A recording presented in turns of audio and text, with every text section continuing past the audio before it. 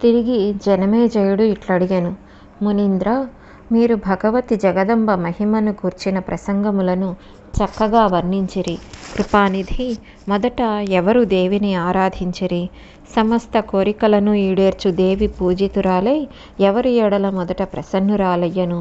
ఎవరికి ఆ గొప్ప ఫలముననుభవించు సౌభాగ్యము ప్రాప్తించెను? 3 చరిత్రలను తెలుపుడు. మహానుభావ, భగవతి ఉపాసన, పూజ, హోమ విధానములను కూడా మీరు దయచేసి వివరింపుడు. రాజగు జనమేజయుని మాటలను విని సత్యవతీనందనుడగు వ్యాసుడు ప్రసన్నుడయ్యను. మహామాయ యొక్క మహిమా ప్రసంగములను మహారాజునకు వినిపింపసాగెను. రాజా, ఇది ప్రాచీన కాలము నాటి విషయము. స్వారోచిష మన్వంతరమున సురధుడను పేరుగల ఒక రాజుండెను. అతడు ఉదార స్వభావుడు, ప్రజలను మిగుల తత్పరతతో పాలించుచుండెను. ఆయన సత్యవాది, కర్మనిష్ఠుడు, బ్రాహ్మణులను ఆరాధించడివాడు, గురువులయందు శ్రద్ధ కలిగి ఉండెడివాడు, తన పత్నియందును మిగుల ప్రేమ కలిగి ఉండెడివాడు. దానశీలుడగు ఆ రాజునకు ఎవ్వరి తోడను ఏ విరోధమును లేదు. ధనుర్విద్య పారంగతుడు, రాజ్యమును రక్షించవలయునన్న తత్పరత కలిగిన సురధుడు పర్వతవాసులతో యుద్ధము చేయవలసి వచ్చెను. ఆ పర్వతవాసులు అతనితో కారణము లేకుండగానే శత్రుత్వమును వహించిరి. వారు అభిమాన మదోన్మత్తులై చతురంగ బలములతో కూడి దాడి చేసిరి. వారికి సురధునకు భయంకర యుద్ధము జరగసాగెను. పర్వతవాసులు బలహీనులై ఉండిరి. రాజు మిగుల బలవంతుడు అయినప్పటికీ దైవవశమున రాజగు సురధుడు వారిచే ఓడిపోయెను. ఉదాసీనుడై తన నగరమునకు వెళ్ళెను. నగరమునందు అతని దుర్గము మిగుల సురక్షితముగా ఉండెను. దానికి 4 వైపులా కోటలుండెను. తన యొక్క ప్రధాన సహచరులు శత్రుపక్షమున చేరిరని అతనికి తెలియవచ్చెను. ఈ కోటల నుండి రక్షింపబడు విస్తృత దుర్గమునందు నివసించుచు సమయము కొరకు వేచి ఉండవలెనని, లేకపోయినచో యుద్ధము చేయవలెనని అతడు తలచెను. మహామంత్రి కూడా శత్రుపక్షమును సమర్థించెను. అందువలన అతనితో సంప్రదించుట సర్వదా అనుచితము. మరియు సురధుడు ఇట్లా ఆలోచించెను, శత్రువును ఆశ్రయించిన దుర్మార్గులకు తన మంత్రులను సంప్రదించుట తగదు. వారు నన్ను శత్రువుల వద్దనైనా నిలబెట్టవచ్చును. అప్పుడు ఏమి జరుగును? నీచబుద్ధి కలిగిన వారినెప్పుడునూ విశ్వసింపరాదు. లోభమునకు వసులైన వారు ఎట్టి పని అయినా చేయవచ్చును. లోభముతో నిండిన మానవుడు తండ్రిని, మిత్రుని, సోదరుని, సుహృదుని ద్వేషించును. బంధువులను, పూజనీయులైన గురువులను, బ్రాహ్మణులను కూడా నిరంతరము ద్వేషించుచుండును. ఇప్పుడు దుష్టబుద్ధి గల నా మంత్రిమండలి శత్రువర్గమును ఆశ్రయించినది. ఈ దుష్టులను ఎప్పుడునూ విశ్వసింపరాదు. ఇట్లు చక్కగా ఆలోచించిన తరువాత రాజు సురధుడు మిక్కిలి నిరాశకు లోనయ్యను. అశ్వారూఢుడై ఒంటరిగా నగరము నుండి బయలుదేరెను. ఆయన వెంట సహాయకులెవ్వరునూ లేరు. అచట నుండి ఆయన ఒక నిర్జన వనమున ప్రవేశించెను. బుద్ధిమంతుడగు ఆ నరేశుడు ఆలోచించెను, ఇప్పుడు ఎచ్చటికి వెళ్ళవలేను? ఇచ్చటికి 3 యోజనముల దూరమున సుమేధుడని పేరుగల ఒక గొప్ప సంపన్నుడైన మునీంద్రుని పవిత్ర ఆశ్రమము కలదు అని అతనికి జ్ఞాపకము వచ్చెను. అతడు అచ్చటికి వెళ్ళిపోయెను. నదీ తటమునందు అది ఒక రమ్యమైన ప్రదేశము. అనేక వృక్షములు ఆ ఆశ్రమ శోభను ఇనుమడింపచేయుచుండెను. పశువులన్నీయు వైరభావమును వదిలి విహరించుచుండెను. కోకిలలు మధుర స్వరములు వినిపించుచుండెను. అధ్యయన నిరతుడైన విద్యార్థుల స్వరములు ప్రతిధ్వనించుచుండెను. వందల కొలది మృగములతో ఆ ఆశ్రమము కళకళలాడుచుండెను. చక్కని పుష్పములతో, తీయని పండ్లతో వృక్షములు అలలారుచుండెను. ఆ చెట్లతో ఆ ప్రదేశమంతయు నిండి ఉండెను. అగ్నిహోత్రుని ధూమముతో ఆ ఆశ్రమము ప్రాణులను సదా ఆనందింపచేయుచుండెను. వేదధ్వనులతో అది స్వర్గము కంటే కూడా అధిక సుందరముగా కనిపించుచుండెను. ఆ ఆశ్రమమును చూసి మహారాజగు సురధుడు మిక్కిలి ప్రసన్నతను పొందెను. అతడు నిర్భయుడై ఆ మునీంద్రుని ఆశ్రమమున సేద తీరుటకు నిర్ణయించుకొనెను. గుర్రమును ఒక చెట్టునకు కట్టి అతడు ఆ ఆశ్రమమున ప్రవేశించెను. సాలవృక్షము నీడన కృష్ణాజినము మీద మహాముని విరాజమానుడై ఉండెను. ముని ప్రశాంతతతో విద్యార్థులకు వేదాంతమును బోధించుచుండెను. తపస్సు చేత ఆయన శరీరము బలహీనముగా ఉండెను. క్రోధ లోభాది ద్వంద్వభావములకు ఆ మునీంద్రుడు అతీతుడు. మనస్సులో దర్పమేమాత్రమూ లేకుండెను. సత్యవాదియగు ఆ మునీంద్రుడు ప్రశాంత మనస్కుడై నిరంతరము ఆత్మజ్ఞానమునందే చింతన చేయుచుండెడివాడు. ఆయనను చూచి రాజు మనస్సులో అతని ఎడల అపారమైన శ్రద్ధ కలిగెను. దండము వలె భూమి మీద పడి మహారాజు అతనికి సాష్టాంగ ప్రణామము చేసెను. అప్పుడు సురధుడి కళ్ళ నుండి అశ్రువులు బొటబొట కారుచుండెను. మునీంద్రుడు పదే పదే అతనిని లేవమని చెప్పుచూ నీకు శ్రేయస్సు కలుగుగాక అని ఆశీర్వదించెను. ముని సూచన మేరకు విద్యార్థులు రాజునకు ఆసనమును సమకూర్చిరి. ముని ఆజ్ఞను శిరసావహించి రాజు లేచి ఆసనమును గ్రహించెను. అర్ఘ్యపాద్యాదులను నొసకి మునీంద్రుడు మహారాజుకు సురధుని విధి విధానముగా ఆహ్వానించెను. ముని ఇట్లడిగెను, మీరెవరు? ఎచ్చటి నుండి వచ్చితిరి? ఎందుకు ఇట్లు చింతితులై ఉన్నారు? మీరిప్పుడు స్వేచ్ఛగా మీ మనోభావములను ప్రకటింపుడు. ఏ ప్రయోజనమును ఆశించి మీరెచ్చటకు వచ్చిరి? మనస్సులో ఎట్టి బాధ కలదు తప్పక తెలుపుడు. మీ మనోరథము అసాధ్యమైనను సరే నేను దానిని నెరవేర్చుటకు సంపూర్ణముగా ప్రయత్నించెదను. అప్పుడు రాజిట్లనెను, నేను సురధుడని పేరుగల ఒక రాజును. శత్రువుల చేత పరాజితుడనైతిని.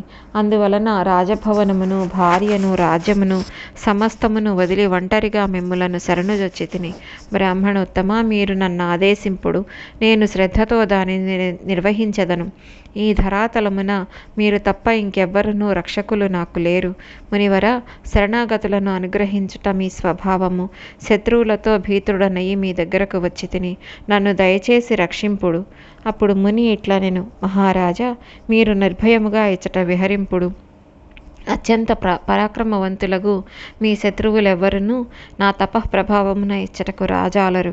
ఇచ్చట హింసకు తావులేదు. మీరు వనవాస జీవితమును గడుపుడు. నీ వార ధ్యానమును ఫలమూలములను ఆహారముగా కొని జీవితమును గడుపుము. సుమేధ మునీంద్రుని మాటలను విని సురధుని మనస్సు నుండి భయము తొలగిపోయెను. అతడు ఫలమూలములను తిని ఆ ఆశ్రమునందు పవిత్రముగా జీవితమును గడపసాగెను. ఒకనాడు ఆ రాజు ఒక వృక్షఛాయన కూర్చొని ఉండెను. మనస్సును చింతామేఘములు ఆవరించెను. ఇంటి వైపునకు మనస్సు మరలెను. ఆయన ఆలోచించెను, నిరంతరము నీచకర్మలు చేయు పర్వతవాసులు నా రాజ్యమును అపహరించిరి. వారు లజ్జావిహీనులు, దురాచారపరులు. వారి ప్రవర్తన వలన నా ప్రజలెంత బాధపడుచున్నారో కదా. గుర్రములు, ఏనుగులు తిండి లేక శత్రువులతో పీడింపబడి అలమటించుచుండవచ్చును.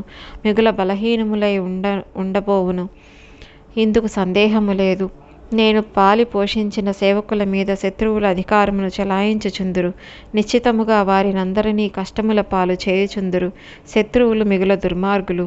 నా ధనాగారమును కొల్లగొట్టి దుర్వ్యయము చేయుచుందురు. నా ధనమునంతయు జూదగృహములకు, పానశాలలకు వెళ్ళియుండును.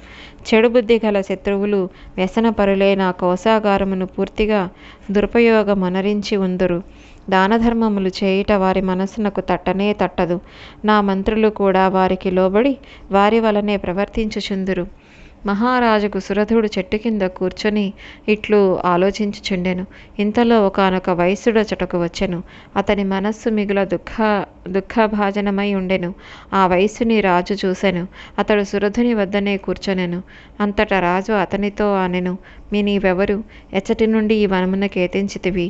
ఒంటరిగా ఉన్నవాడవు. మహానుభావ, నీవెందుకు దీనభావమును పొందియున్నావు? శోకముతో నీ శరీరము దుర్బలముగా ఉన్నది. నీవు ఉన్నదున్నట్లు తెలుపుము. 7 అడుగులు కలిసి నడిచినచో మైత్రి ఏర్పడునని పెద్దలు అందరు. కనుక నీకు నాకు మైత్రి ఏర్పడినది. మహారాజుకు సురధుని మాటలను విని గౌరవనీయుడు అయిన వైశ్యుడు ఇట్లు పలికెను. ఇప్పుడు అతడు ప్రశాంత మనస్కుడై కూర్చొని ఉండెను.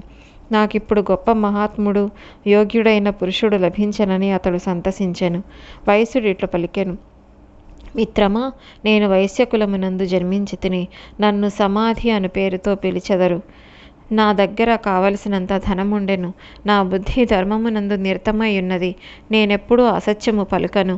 ఎవరి ఎడలను నాకు ఈర్ష్య లేదు. నా పుత్రులు, భార్యయు ధనలోభులు. ఆ దుష్టులు నన్ను పిసినుగొట్టు అని పలికి ఇంటి నుండి వెడలికొట్టిరి. పరిత్యజించుటకు దుస్సాధ్యమగు నా అని చెప్పబడు వారిని నేను వదిలిపెట్టి తిని.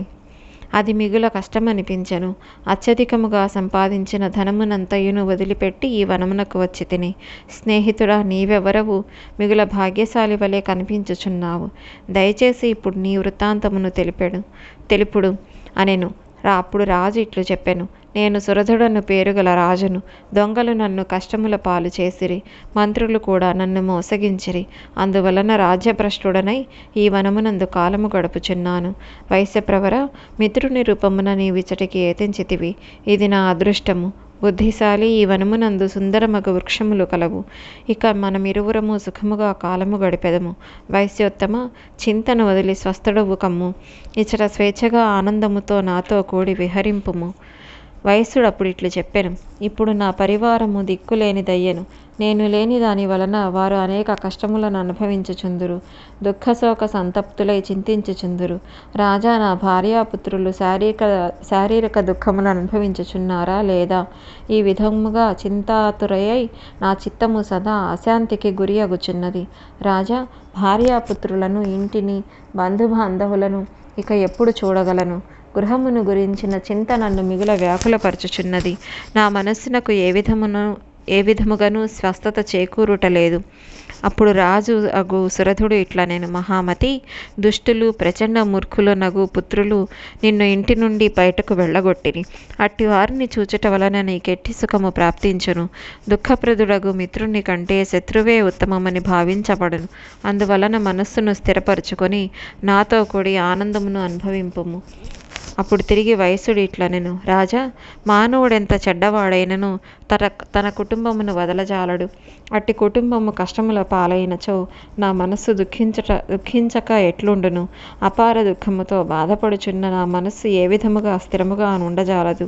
కుటుంబము యొక్క చింత నన్ను పీడించుచున్నది. అప్పుడు రాజు ఇట్లనెను. రాజ్యమును కోల్పోయి నేను కూడా దుఃఖభాజనుడనగుచున్నాను. ఈ మునీంద్రుడు గొప్ప శాంత స్వభావుడు. ఇప్పుడు మనమిరువురము ఆయననే శోకనాశనమునకు ఔషధమును ప్రసాదించమని అడిగెదము. ఇట్లు ఆలోచించి రాజగు సురధుడు, వైశ్యుడగు సమాధి ఇరువురును అత్యంత వినమ్రులై శోక నివారణమును తెలుసుకొనుటకు సుమేధ మహాముని చెంతకు వెళ్ళిరి. ఆ సమయమున పరమ ఆదరణీయుడగు ఋషి ప్రశాంతతతో ఆసనారూఢుడై ఉండెను. రాజు మునీంద్రుని ఎదుటకు వెళ్ళి తలవంచి నమస్కరించెను. ప్రశాంతుడై కూర్చొని ఇట్లు పలుకన ఆరంభించెను. మునివర, వయస్సునితో నాకు ఈ వనమునందు ఇప్పుడే మైత్రి ఏర్పడినది. భార్యాపుత్రులతో ఇతడు ఇంటి నుండి బయటకు పంపబడినాడు. సంయోగవశమున నేను ఇతనిని కలుసుకొనుట జరిగినది. కుటుంబము నుండి వేరైన కారణమున ఇతనికి చెప్పలేనంత దుఃఖము కలుగుచున్నది. ఏ విధముగాను శాంతి సమకూరుటలేదు. ఈ సమయమున నా స్థితియును అటులనే ఉన్నది. మహామతి, రాజ్యము నా చేతిలో లేదు.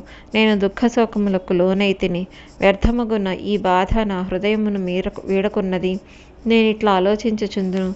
నా గుర్రములు బలహీనములై ఉండవచ్చును. గజములు శత్రువుల వశమై ఉండును. నేను లేకపోవుట వలన నా సేవకులు కష్టముల పాలై కాలము గడుపుచుందురు. ఒక క్షణములో శత్రువులు నా ధనాగారమును దుర్వినియోగము చేసియుందురు. ఇట్లా ఆలోచించుట వలన రాత్రులను నిద్రపట్టుటలేదు. ఎట్టి సుఖమును పొందలేకపోతున్నాను. ఈ ప్రపంచము అంతయును స్వప్నము వలె మిథ్యయని నాకు తెలియను. ప్రభు, ఈ విషయమున సంపూర్ణముగా తెలిసి కూడా నిరంతరము ప్రాపంచిక విషయములందు పరిభ్రమించుచున్న నా మనస్సు కుదుటపడలేకున్నది. నేనెవరిని? నా ఈ గుర్రములెవరివి? ఈ గజములెవ్వరివి? ఈ బంధుబాంధవులెవరు? పుత్రులెవరు? మిత్రులెవరు? వీరందరినీ కూడిన దుఃఖము నన్ను వెంటాడుచునే ఉన్నది. ఇది పూర్తిగా భ్రమయని నేనెరుగుదును. అయినప్పటికీ నాకు సంబంధించిన వారి నుండి మోహము దూరమగుటలేదు. స్వామి, దీనికి కారణమేమి? మీకు సమస్త విషయములు విదితములే. సకల సందేహములు నివారించు సామర్థ్యము, నేర్పరితనము మీరు కలిగి ఉన్నారు. దయానిధి, ఇప్పుడు నాకును ఈ వయస్సునకును మోహమునకు కారణమేమి? కృపతో మాకు తెలుపుడు. ఇట్లు రాజగు సురధుడు అడుగగా మునివరుడగు సుమేధుడు వారి శోకమోహములు నశించుటకు ఉత్తమ జ్ఞానమును ఉపదేశింప ప్రారంభించెను. రాజా, వినుము. నేను బంధమోహములకు కారణమును తెలిపెదను. ప్రపంచమునందులి సకల జీవులను మోహమున పడవేయునది మహామాయ. ఇది ప్రసిద్ధము. సకల దేవతలు, మానవులు, గంధర్వులు, నాగులు, రాక్షసులు, వృక్షములు, లతలు, పశువులు, మృగములు, పక్షులు వారందరూ మాయకు ఆధీనులే. ఈ ఆ మహామాయ ప్రభావముననే ప్రాణులు మోహమున బంధింపబడుదురు. మానవ సృష్టి యందు నీవొక క్షత్రియునిగా జన్మించితివి. నీ యందు రజోగుణము విశేషముగా ఉండునని భావింపబడును. గొప్ప గొప్ప జ్ఞానుల చిత్తములను కూడా ఈ మాయ సదా మోహింపచేయుచుండును. దీని తరువాత ఋషి భగవతి మహామాయ యొక్క శక్తిని, మహత్యమును, గుణవాళిని వర్ణించెను. రాజు సురధుడు ఇట్లడిగెను, భగవన్, ఇప్పుడు ఆ భగవతి మహామాయ యొక్క స్వరూపమును, ఆ దేవి మహోన్నత బలమును నాకు దయచేసి తెలుపుడు. ఆ దేవి ప్రకటితమగుటకు కారణమును, ఆ దేవి ఏతెంచు స్థానమును నాకు పరిచయము చేయుము. సుమేధ మహాముని ఇట్లా నేను, రాజా, ఈ భగవతి మహామాయ అనాది, అందువలన ఈ దేవికి జన్మ లేదు. సర్వోత్కృష్టురాలై వెలుగొందుచున్న ఈ దేవి నిత్యస్వరూపిణి. ఈ దేవి కారణములకు కూడా కారణము. రాజా, ఈ శక్తిమయమగు దేవి సర్వాత్మ రూపమున సకల ప్రాణుల యందును విరాజమానయై ఉండును. ఈమె అంతఃకరణము నుండి తొలగిపోయినచో ప్రాణి శవము వలె కనిపించును. ఈ దేహము చైతన్యరహితమై శవమగును. సమస్త దేహధారుల యందున్న చిత్శక్తి ఆ దేవియే. ఆమె స్వరూపమే. ఆ దేవి ప్రకటితమగుట, అంతర్ధానమగుట దేవతల కార్యములను సిద్ధింపచేయుటకే. రాజా, దేవతలు, మనుష్యులు ఈ దేవిని స్తుతించెదరు.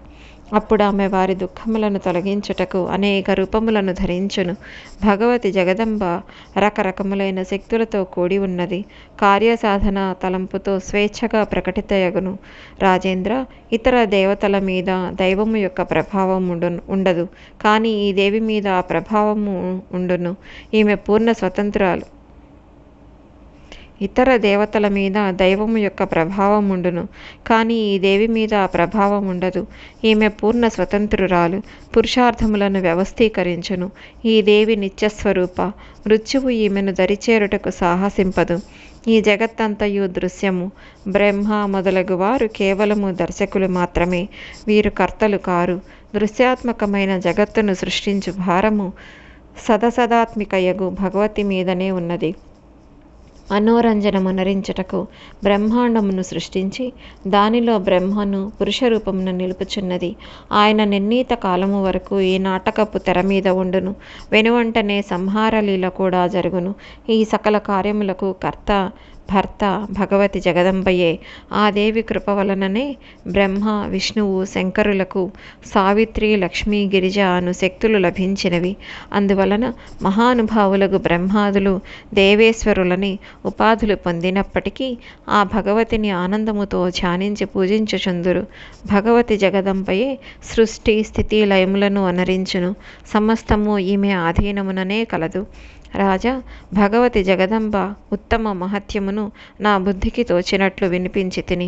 ఆ దేవి చరిత్ర యొక్క లోతులు తెలిసికొనుట ఎవ్వరికినీ సంభవము కాదు.